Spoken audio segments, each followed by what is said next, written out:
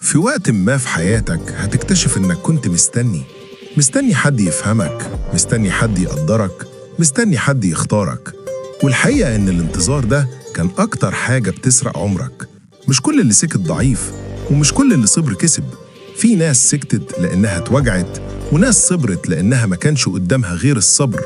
أكبر خدعة اتباعت لناس كتير إن الطيبة أمان، وإن القلب النظيف دايماً يكسب. بس الواقع قال كلمة تانية، قال إن الطيبة لازم يكون معاها وعي. مش كل اللي يبتسم صديق، ومش كل اللي يقرب نظيف. في ناس بتقرب عشان تعرف، وبتبعد لما تطمن. في مرحلة معينة هتبطل تشرح، هتبطل تبرر، وهتتعلم تختار صمتك بعناية. الصمت ساعتها مش ضعف، الصمت حماية.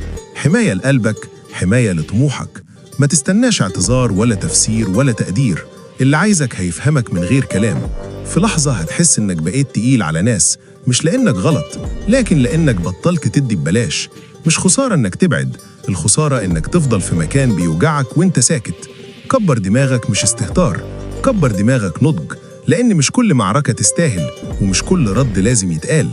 خليك فاكر قيمتك مش في اللي ضيعك، قيمتك في اللي حافظ عليك. ويمكن أعظم حكمة إنك تتعلم تمشي وإنت مش محتاج تصفيق ولا شاهد ولا اعتراف. كفاية إنك تكون صادق مع نفسك.